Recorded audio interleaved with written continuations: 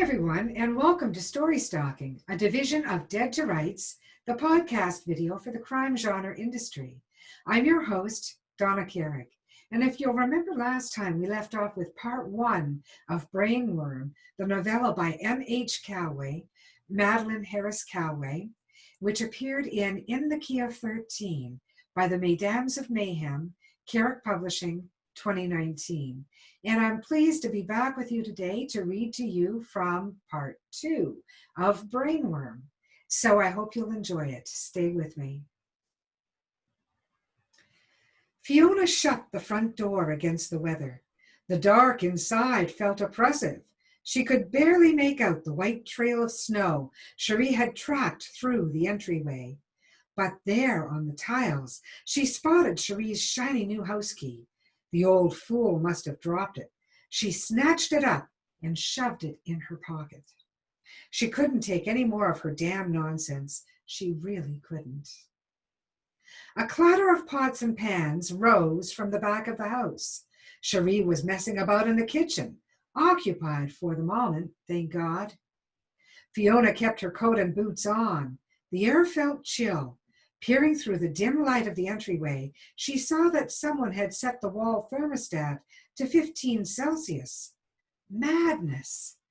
Cherie and Dad had always been thrifty, but never to the point of suffering. She pushed the thermostat back up to 20 degrees Celsius. Light. She needed light. The house had a traditional split-level layout, L-shaped living room and dining room to the right of the entranceway, a cramped, narrow kitchen at the back overlooking the garden. A short set of stairs on the left led up to the bedrooms. Immediately next to them, another set of stairs led down to the laundry and her old room in the basement. How she'd hated living down there in that dark, dank space. But the house had only 2 bedrooms, and baby Birdie was on the way. As always, she, Fiona, was the one who had to make the sacrifice. "It's only for a short time, old girl," Dad had assured her. "You'll be off to university in a few years, grown up, married, with a place of your own." 5 long years in the basement, as it had turned out, and her marriage hadn't lasted. She groped her way through the gloom of the living room, over to the front windows, and yanked open the drapes. Daylight streamed in past the sun-bleached green velvet curtains to reveal an avalanche of newspapers spilled over the beige sofa and worn broadloom. More papers littered the seat of Dad's brown plaid armchair in its usual place by the stone fireplace. Fiona swore. 6 months ago, out of the blue, Cherie had refused to throw out her old newspapers. Only Dora could persuade her to put them out for collection in the blue recycling bin. Part of Dora's regular Thursday visit now. When Fiona had stopped the newspaper to do an end run around the problem, Bertie had promptly restarted it. His rationale? "The newspaper makes Mama happy." The damn blue box lay tipped on its side beside the maple coffee table. Fiona righted it. Now she had to clean up this mess. Why was it always up to her? She grabbed the nearest piece of newspaper, the Better Living section as it happened. Something fluttered down to the floor, a slip of paper. She held up the newspaper and shook it. Another paper fell out, then another and another. She blinked. Not pieces of paper, but money. 4 $50 bills, almost invisible against the orange-brown carpeting. She scooped up the bills, tossed them onto the coffee table. She pawed through the few newspapers left in the blue box. More bills, 50s and 20s. She gathered up the newspapers scattered throughout the room, combing through them page by page. By the time she'd finished and all the newspapers were safely back in the box, she'd recovered $800. So that was it. Cherie was using the blue box as her piggy bank, hiding her cash in the newspapers for safekeeping. No wonder Dorosaurus faithfully took Cherie out for fish and chips every Thursday before Hamilton's recycling day on Friday. She must have retrieved hundreds of dollars a week that day, the conniving old bitch. And now she'd taught Cherie how to use the ATM. Even worse, Jules had said that she was turning up here every day. So that's why the bank had called. Dora must be draining Cherie's bank account, if she hadn't emptied it already. Back in the kitchen, Cherie's atonal singing drilled through Fiona's ears. Sur le pont d'Avignon, l'on y danse, l'on y danse. She stood up slowly, her knees protesting. With shaking hands, she gathered Cherie's money together. How could Bertie have trusted Dora? He wasn't naive. Knowing her brother, he wasn't blind to Dora's venality. He was merely indifferent to it, because more than anything, Bertie hated to be bothered. And for him, 800 would be mere pocket change. As a skilled database analyst, he made more money in a year than Dad and Cherie's life savings put together. Besides, he'd probably crunch the numbers to prove that Dora's pilfering cost less than hiring a caregiver for Cherie. And what about her, Fiona? For 3 years, ever since Dad died, she'd looked after Cherie, as she promised him she would. She'd never taken a dime. Now she was broke and out of a job thanks to Cherie. They owed her, both Cherie and her precious son. The urge to stuff the 800 into her coat pocket felt overwhelming. She stepped into the dining room. Little had changed since the day Cherie moved in 30 years earlier, from the Normandy lace tablecloth covering the maple dining room table to the ridiculous oversized rabbit soup tureen squatting at its center, Dad's long-standing family joke. She smiled. Dad had won it at their church's Christmas fair, just after Mother died. He dubbed it the White Ceramic Rabbit. Crouching in a sea of violets, Sir Peter Tacky Bunny. Later on, he maintained that the violets reminded him of Cherie's favorite perfume, Goutte à la Violette. That mild bit of flattery had pleased Cherie enough to allow him to keep it. Fiona reached across the table for the lid of the tureen. She'd slipped the 800 inside Sir Peter for now. What are you doing? Cherie, imperious, stood in the doorway between the dining room and the kitchen. Fiona fumbled with the lid, straightened it. What are you doing dressed like that? She shot back. For Cherie was wearing a threadbare magenta cardigan over her striped pink pajamas.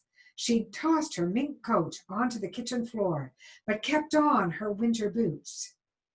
Look at yourself, Fiona went on. Did Dora take you out to the mall dressed like that?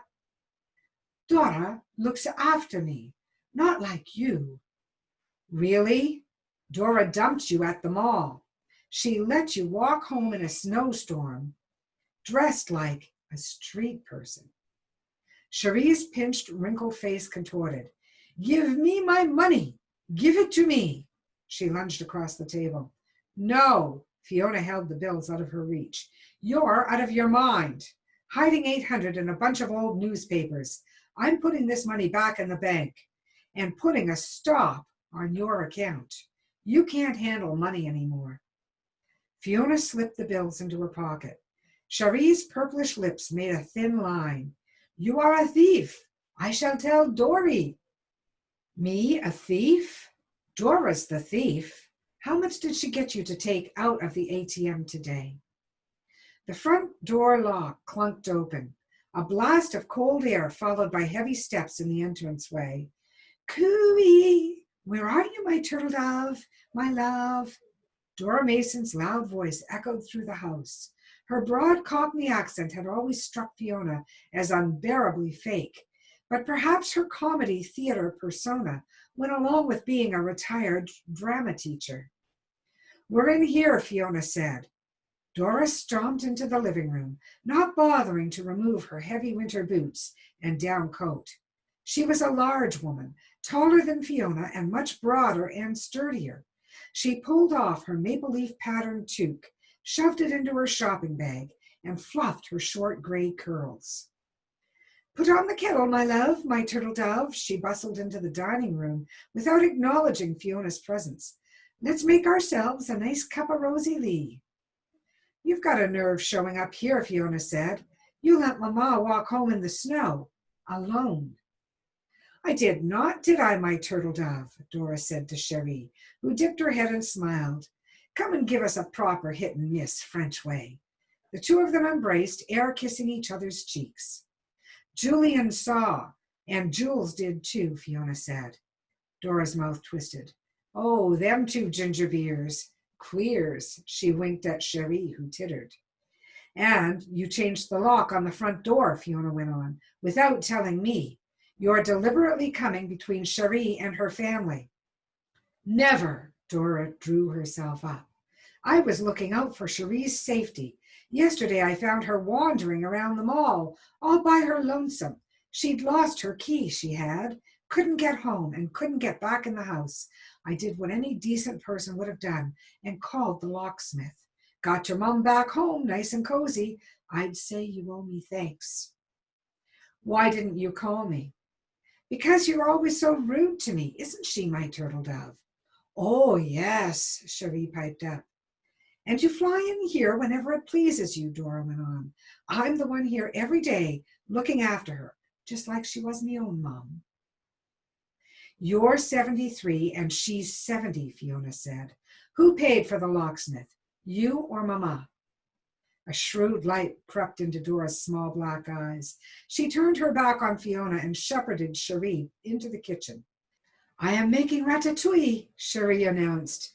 Rat tart, my Harry's favorite. Rat tart, aren't you smart? Dora snatched up Cherie's mink coat from the floor and made a grand display of brushing it off. Fiona ran back through the living room and retreated up the stairs to the relative privacy of the upper level. The air here felt so close she could hardly breathe. She had to talk to Bertie. On her left, facing the street, lay the master bedroom, which Dad had shared with Mother and afterwards with Cherie. As a child, Fiona had spent many hours there sitting with Mother, reading to her during her last illness. Everything changed, though, after Dad remarried. Cherie made it abundantly clear that Fiona must never intrude. Never, ever. Even now, Cherie guarded her room like a hound from hell. Fiona hadn't ventured inside it for years. Down in the kitchen, the tea kettle whistled. Dora's non-stop prattling rose above the clatter of the dishes. Fiona ducked into the safety of the second bedroom, opposite Cherie's sanctum sanctorium. Air. She needed air. She marched over to the back window and wrenched it open. Icy air rushed in from the garden. She breathed in deeply. Her old bedroom changed so many times. Funny how for many years after Bertie moved out, Cherie had preserved his bedroom untouched, no doubt hoping that he'd find a nice girl and start a family. But as time passed and both he and Fiona proved to be skilled only at divorce or bad relationships, Cherie had surrendered the room to Dad for his study. Little had changed since Dad died. His desk and worn leather chair stood in their usual places. His history texts still lined the bookcases along the walls. Not a trace of her childhood remained, except for the framed photo on the desk, showing Dad, Mother, and herself as a solemn 12-year-old. She slumped down in his chair and stared at the old photo. If only Mother hadn't died. A short year after Mother passed away, she came home from Girl Guides to find Dad and Cherie together in the kitchen. Cherie wore a clingy white wool dress and an enameled yellow bracelet that clacked when she moved her arm. She laughed brightly at something Dad said, and he was smiling too, moving about the kitchen with an energy that lit up the place. I've invited your French teacher to dinner, he told her. Having Cherie invade their home felt wrong. School and home existed in two separate worlds. Parents went to school to talk to teachers. Teachers never came to a student's house. Never mind that Dad taught history at her school and that he and Cherie worked together. That day, Dad didn't cook. Cherie did. She made chicken with a creamy lemon-covered sauce, rice, and a green salad on the side. They sat around the dining room table to eat, not at the kitchen table where she and Dad usually ate. Then Dad produced a bottle of wine from an ice bucket on the sideboard and set it on the table. Fiona stared in horror. Alcohol. She had never seen Dad and Mother take a drink. Not ever. The wine bottle was a beautiful dark green color, its label white and gold with words on it in flowing old-fashioned handwriting. Cherie opened the bottle and poured out small portions into 3 tumblers. The wine looked like apple juice. Fiona still remembered its pungent, sweet, sour smell as she pushed her glass away. It's all right, Fiona, Cherie held up a placating hand. In France, we start drinking wine at age 6. No. Fiona, non merci. That's better. Dad took a sip of the wine and made a sound that meant he liked it. Fiona picked up her fork and glowered at him. Cherie's food tasted much better than the boiled British stuff she and Dad typically ate. She watched the level of the wine in the bottle go down and down.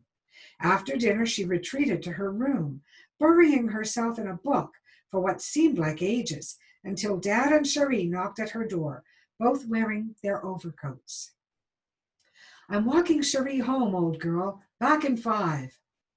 You are so funny. Cherie reached out to stroke Fiona's hair off her face. Like a little middle-aged woman. I shall make you chic. Tap, tap. Her lacquered red nails danced along Fiona's arm. And then they were gone. She rushed to look out Dad's bedroom window. The night was dark, the street lamps like pearls. She watched them stroll together from one pool of light to the other.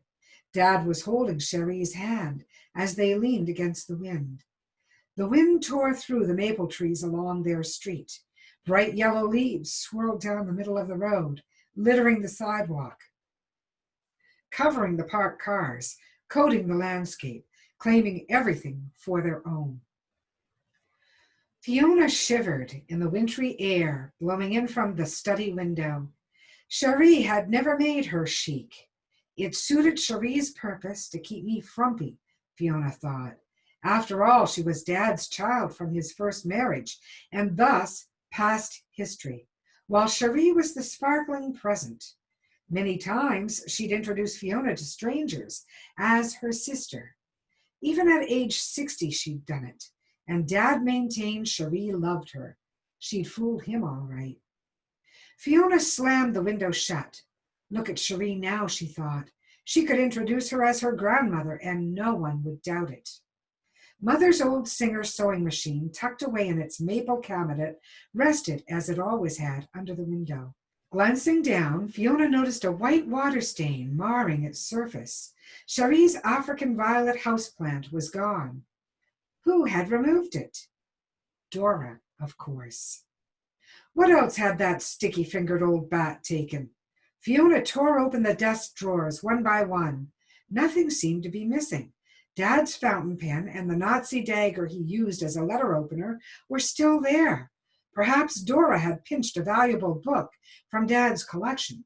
She scanned down the bookshelves, but found no gaps to indicate a missing volume. Besides, she told herself, no one bought old books anymore, especially tomes on dreary, over-researched World War II. Damn Dora to hell. How she'd love to catch her thieving red-handed. She eased open the study door. Down in the kitchen, Cherie was droning, Sur le pont d'Avignon, l'on y danse, l'on y danse. She stared at Cherie's bedroom door across the hall.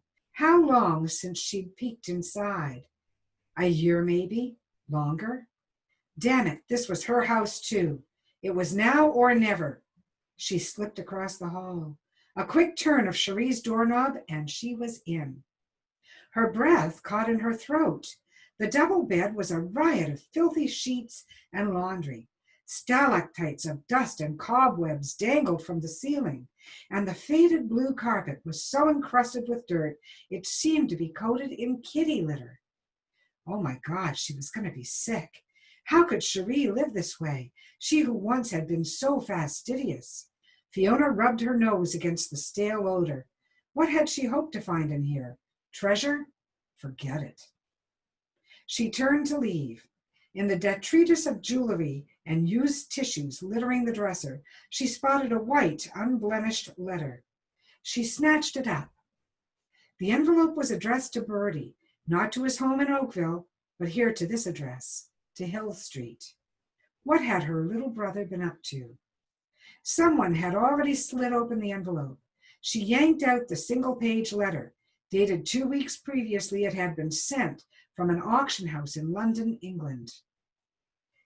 Dear Mr. White, my apologies in offering my condolences to you and your mother at this late date, but I only recently learned through a fellow military enthusiast of the passing of your father, Harry White.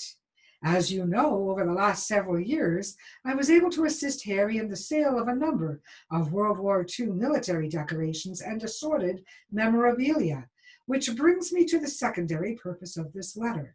At long last, an interested party has approached our firm about your father's singer. Might I inquire if the singer is still in your family's possession? Given its rarity and historic value, I estimate it should fetch a price of £50,000 or between 85,000 and 100,000 Canadian dollars. Should you and your mother, as Harry's presumptive heirs, agree to the sale, our firm would be happy to provide guidance in completing the necessary paperwork for customs, shipping, and insurance. Sincerely yours, James Gibson, Auctions and Private Sales. Singer? Surely not Mother's sewing machine. No, the singer must be something else entirely. But what? She crumpled the letter. It didn't matter what the singer was. Bertie and Cherie were cheating her, cutting her out of her rightful share of $100,000. As Harry's oldest child, she was as much Harry's presumptive heir as they were. She leaned against the bedroom door, heart racing. 3 years looking after Cherie because she'd promised Dad she would. A lifetime enduring Cherie's thinly veiled insults and petty games, not to mention losing her job at the insurance company, the overdue mortgage payments on her condo, and her maxed out credit cards. She needed that money. Where in the hell was the damn singer? Her hand shook as she smoothed out the letter and read it through again. After retiring, Dad had become so obsessed with World War II that Cherie, with amused tolerance, named his study Harry's L'Abri de Guerre, or Harry's War Room. At the time, Fiona reasoned that Dad was trying to discover more details about his father's death at Dunkirk. But apparently that hadn't been his plan at all. No, ever practical, he'd been buying and selling the medals and memorabilia of Second World War soldiers. The clever old fox. Why had Dad never told her about his sideline? Judging by James Gibson's letter, Cherie and Bertie knew all about it. But when she thought back, she recalled his frequent trips to the post office and his constant complaints about mailing costs. How he'd bragged about the Nazi dagger he bought off an old veteran down at the Legion. And of course, his favorite dinner story, endlessly repeated, about the Hamilton woman who found a Victoria Cross while clearing out her late aunt's house, a medal worth $100,000. So that was it. The singer must be a war medal, a decoration worth as much as the prized Victorian Cross. Somewhere, somehow, it had fallen into Dad's possession. But why hadn't Dad mentioned the singer in his will? Fiona frowned. Dad hadn't mentioned it because he didn't have to, because Cherie already knew about the medal, and Dad's will left everything to her, the house, and all his possessions. And Bertie? Cherie must have told her little darling about the singer, like she did everything else. Or had she? What if Bertie wasn't aware of the singer's existence? What if he had never read James Gibson's letter? But someone had opened the letter, slid open the envelope ever so neatly. Not Cherie, who these days tore letters in half to open them, or tossed them into the garbage unread. No, Cherie hadn't read Gibson's letter. That left only one other person, Dora.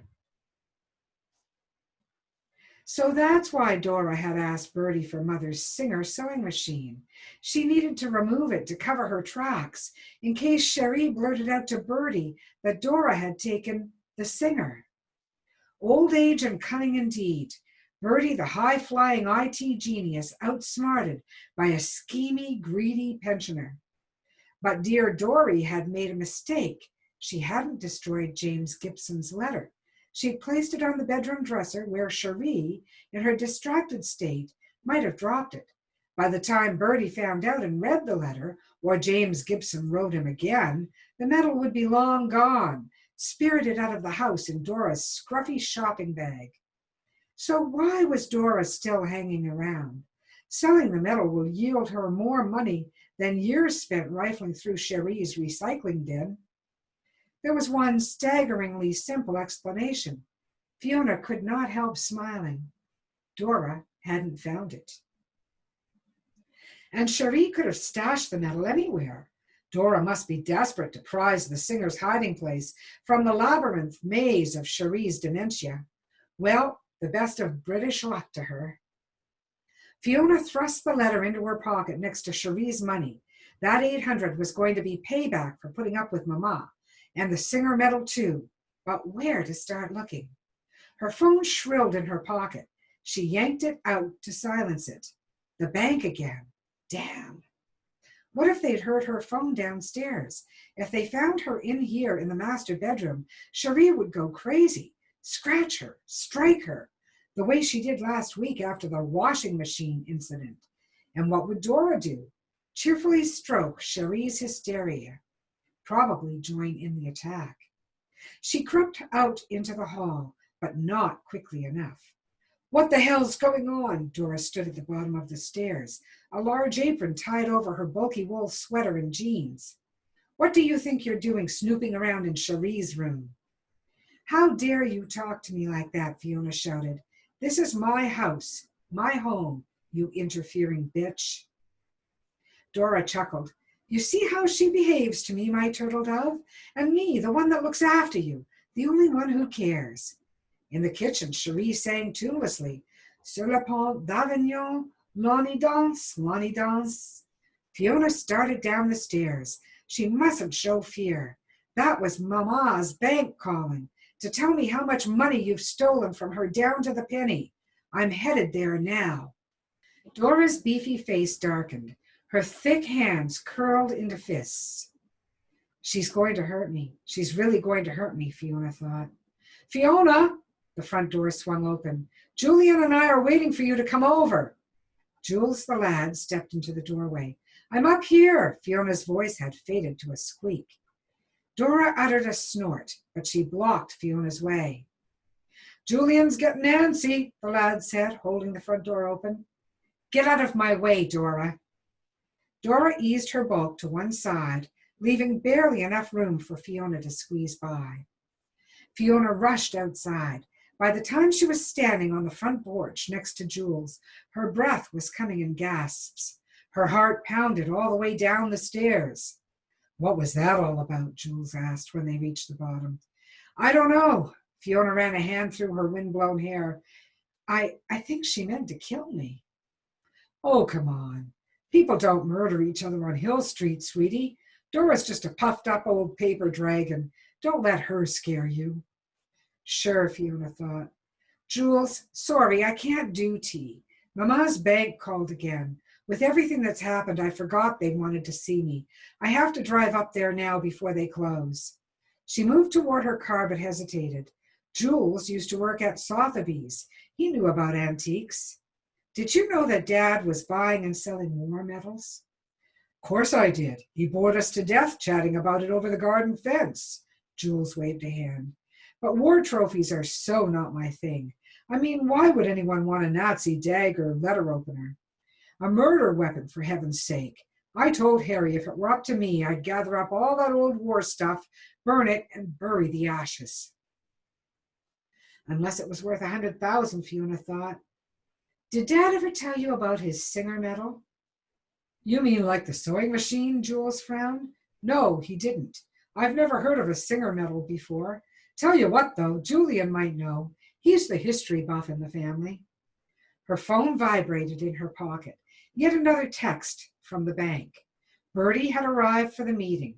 They were waiting for her. Bertie? What was he doing here in Hamilton?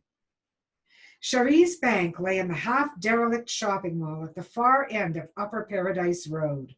Fiona turned up the snow-covered street in her Honda, not caring if she ran into the curb or even a bus.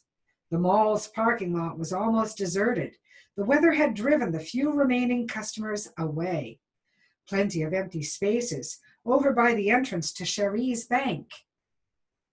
She parked next to a large white Jeep, Bertie's Jeep. She scrambled out of her car. Bertie's prized possession sported a blue scrape along the right front fender. She bent down to examine it. The blue paint matched the color of her Honda. The white SUV was swerving toward her, a stealth missile through the snowstorm. Not an SUV, but a Jeep. He tried to kill me. Bertie tried to kill me, she thought. He wants me to die. They all want me to die. Her legs refused to move. In the end, rage and the cold wind drove her into the mall.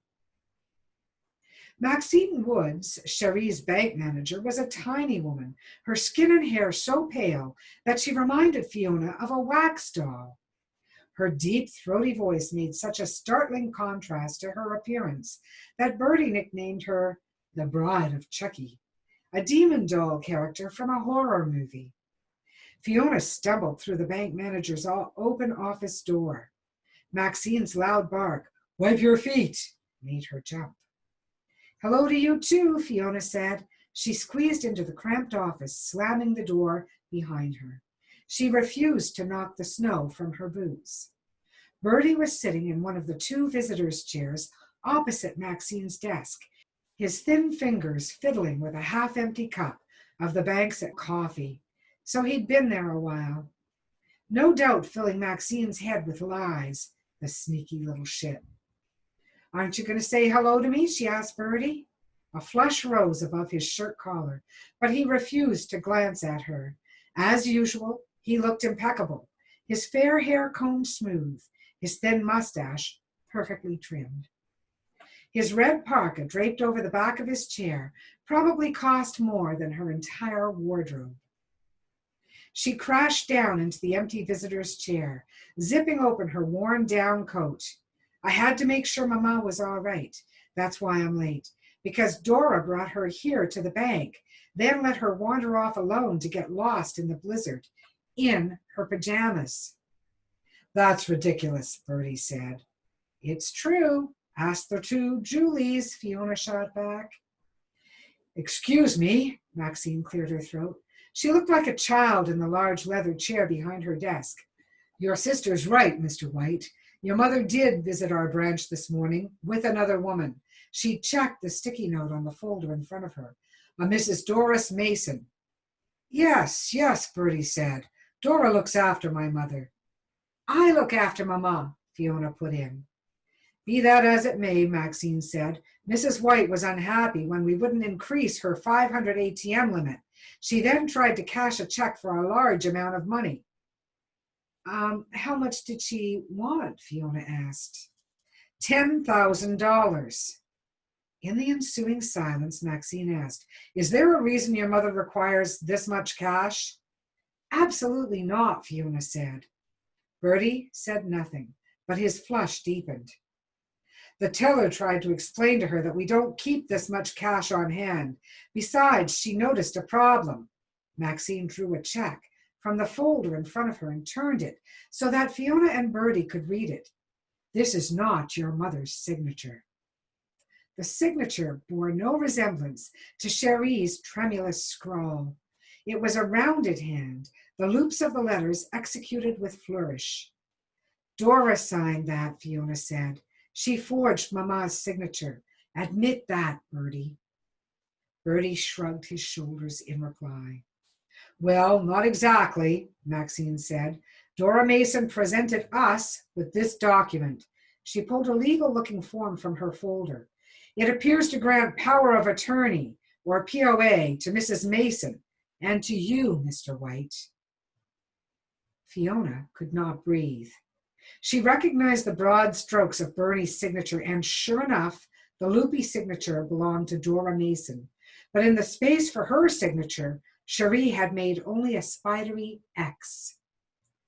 That's a forgery, Fiona said. Bertie and I have joint POA for Mama. Maxine wrinkled her forehead. This would appear to supersede your joint POA. It was drawn up by the legal firm here at the mall. Yesterday, as a matter of fact. But Mama didn't sign it. She just made an X, Fiona said. Her mark was witnessed at the lawyer's office. See here. Maxine held out the document and pointed to two signatures beside the X, neither of them familiar. I don't understand, Fiona began. Frankly, neither do I. Is that your signature, Mr. White? Maxine asked. Well, it's for the best, Bertie's words poured out in a rush. Mrs. Mason is a close friend of my mother's. She lives nearby. She's devoted to Mama. Fiona lives in Toronto. It's too far away. But I'm family, Fiona cried. I'm your sister. Bertie turned on her.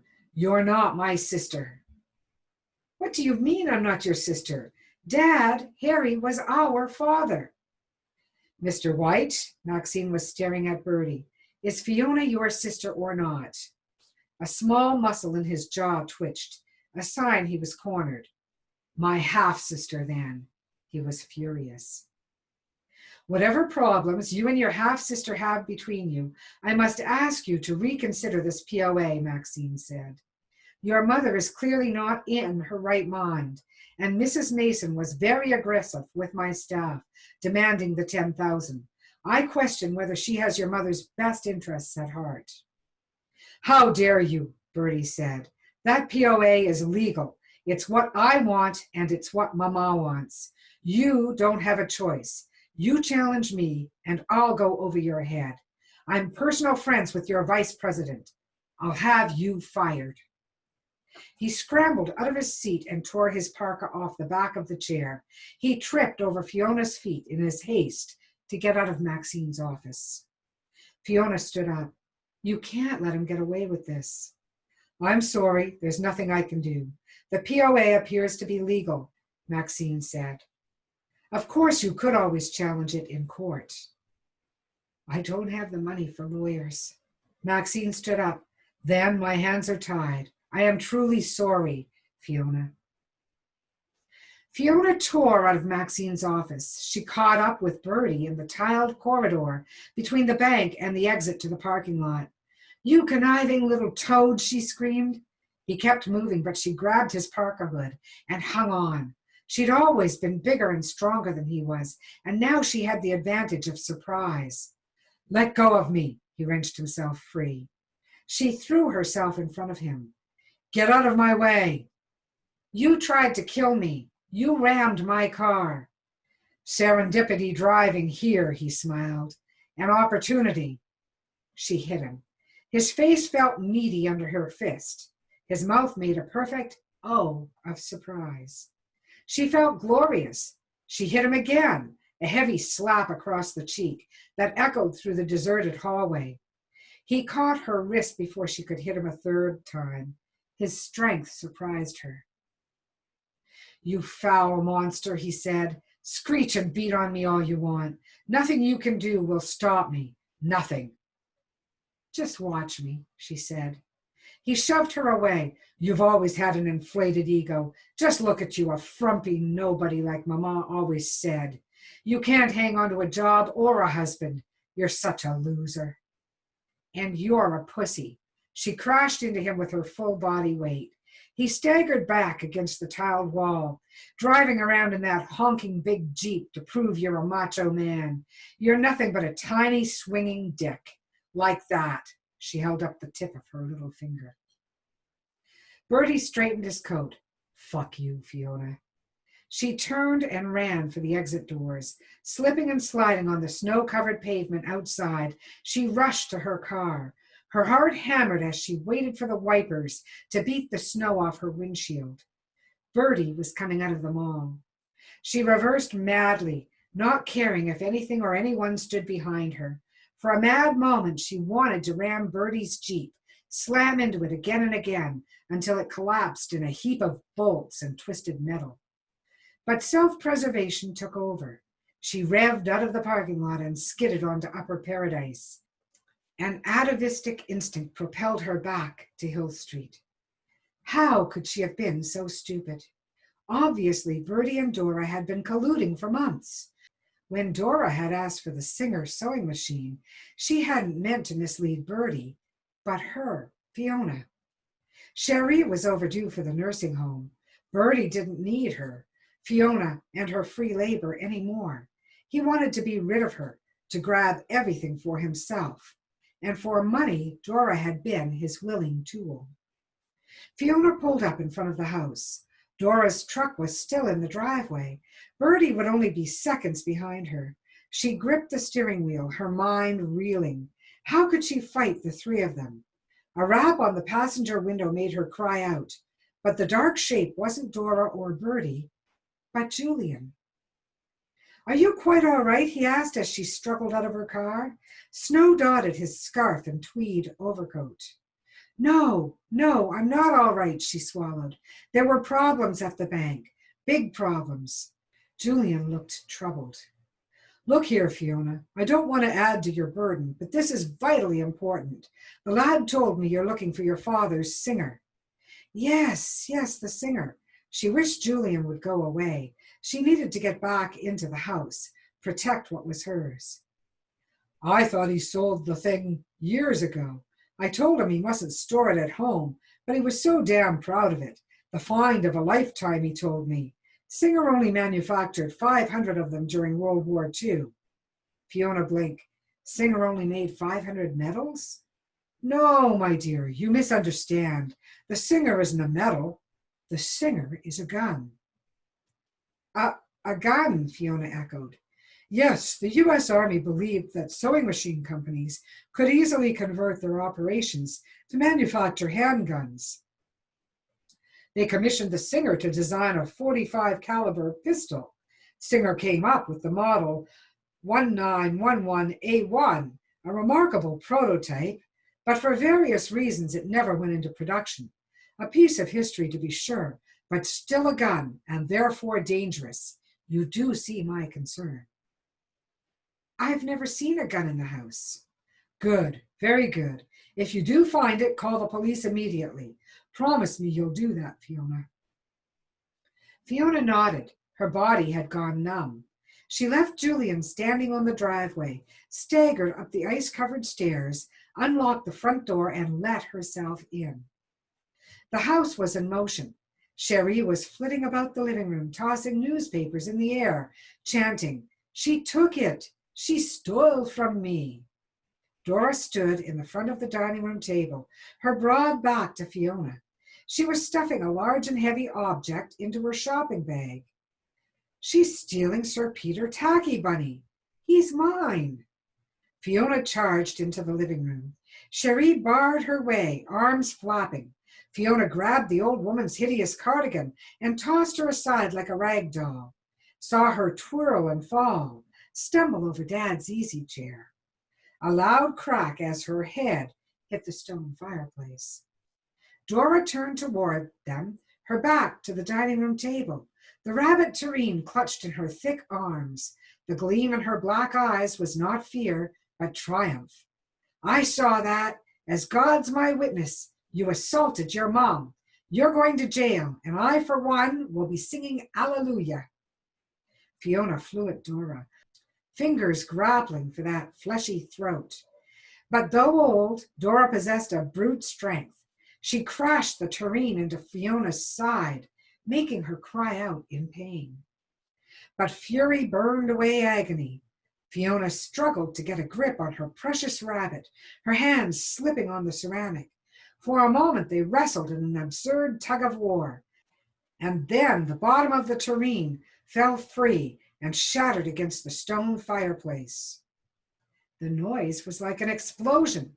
For a moment they paused in shock. There, in the violet sharp-edged fragments, lay a dark shape. The gun, the Singer. Fiona snatched it up. Dora's fingers gripped the rabbit lid. She heaved it at Fiona's head. In slow motion, the rabbit sailed serenely toward her, glancing off her shoulder and banging into her chin. An ear-shattering blast. The room was full of blue smoke and snowflakes, big puffy snowflakes. Not snow, but feathers, spilling from the huge hole in Dora's brown coat. Dora toppled to the ground. Blood puddled in the hole, like ice melting in spring. She lay there, gasping, her eyes full of disbelief. You didn't know it was loaded, did you? Fiona stared down at her. Neither did I. Lucky me. She watched the light in Dora's eyes fade and die. Behind her, Cherie moaned. She tried to sit up. Blood poured down the back of her neck. Fiona went over to her, gun in hand. What's happening? Cherie's voice was plaintive. What was that noise? Shut up. Where is Dory? She began to whimper, plucking at her sweater. Shut up. A bright set of headlights arced through the window. Fiona watched Bertie's Jeep pull up and park on the street. She sat down heavily on the edge of the fireplace. She grabbed Cherie by her cardigan and dragged her over so that the old woman sat, flopped over, between her knees. They both faced the entryway. Why are you shouting? Where is Dory? Cherie whined. She's dead, because you killed her, you stupid, horrid old witch. You grabbed Dad's gun, because your brain is mush. You fussed with it. It went off and killed your turtle dove. She forced Cherie's thin hands onto the pistol grip. I tried to get the gun away from you. You fell and hit your head. Cherie moaned and struggled, but Fiona clamped her frail hands to the gun. What are we doing? What are we doing? Fiona felt her heart grow cold as the stone beneath her. Why, Mama, we're going to sing. Come along now. Sur le pont d'Avignon. L'on y danse, l'on y danse. I don't want to sing. Cherie's eyes were wide with terror. You are going to sing. Fiona heard Bertie swear as he slipped on the steps. The front door creaked open. Mama, what the hell's going on? Sing, damn it. No, no. Oui, oui.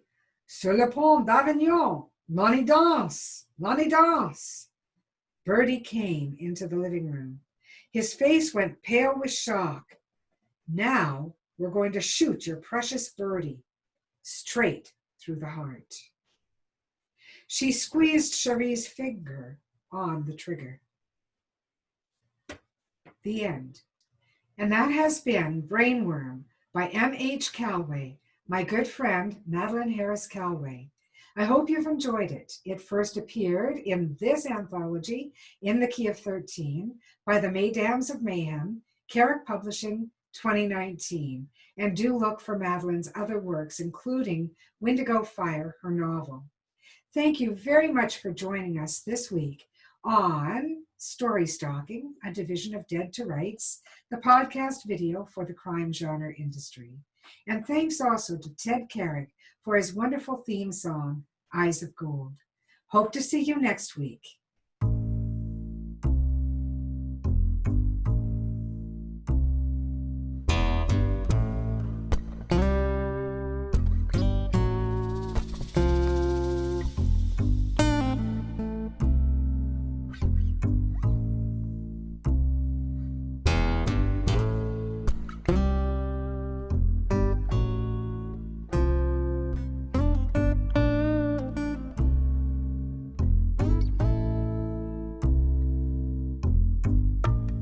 Dusty road, a man alone.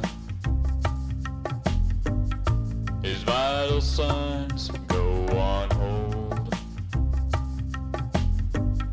And I don't know what you've been told, but the years have turned my eyes gold. And I told you what you told me, we'd never be in the same boat for free. Yet it rides, let it ride.